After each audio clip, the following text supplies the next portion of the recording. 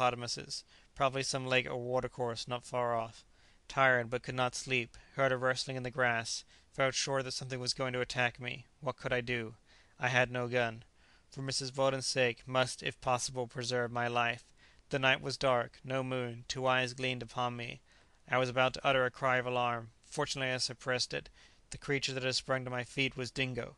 The dog licked my hands all over, persisting in rubbing his neck against them, evidently to make me feel there. Found a reed fastened to the well-known collar upon which the initials S.V. had so often awakened our curiosity.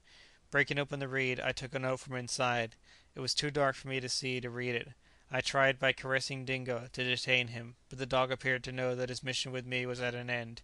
He licked my hands affectionately, made a sudden bound, and disappeared in the long grass as mysteriously as he had come. The howling of the wild beasts increased. How I dreaded that the faithful creature would become their prey. No more sleep this night for me. It seemed that daylight would never dawn. At length it broke with the suddenness that marks a tropical morn. I was able cautiously to read my note. The handwriting, I knew at a glance, was that of Hercules. There were but a few lines in pencil.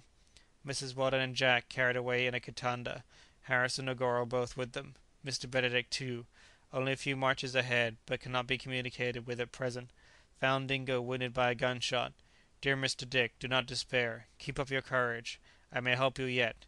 Your ever true and faithful Hercules. As far as it went, this intelligence was satisfactory. A kitanda, I know, is a kind of litter made of dry grass, protected by a curtain, and carried on the shoulders of two men by a long bamboo. What a relief to know that Mrs. Weldon and Jack have been spared the miseries of this dreadful march. May I not indulge the hope of seeing them at Kazonde? 12th. The prisoners getting more and more weary and worn out. Bloodstains on the way still more conspicuous. Many poor wretches are a mass of wounds. One poor woman for 2 days has carried her dead child, from which she refuses to be parted. 16th. Smallpox raging. The roads strewn with corpses.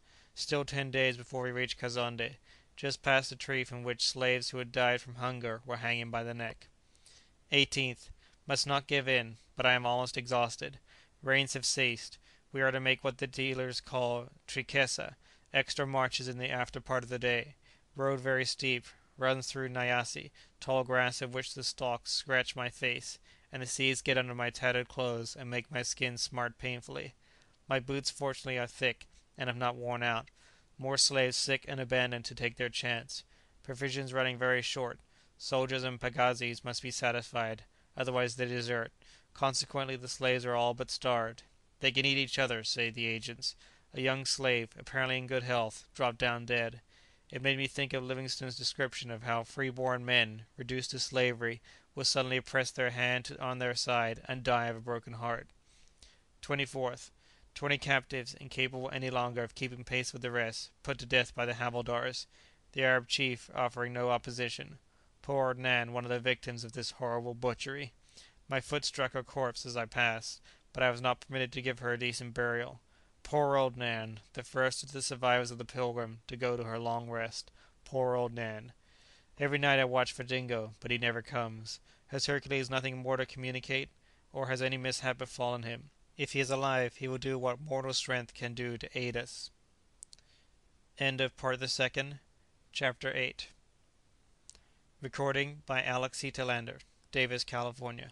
www.alexheatelander.com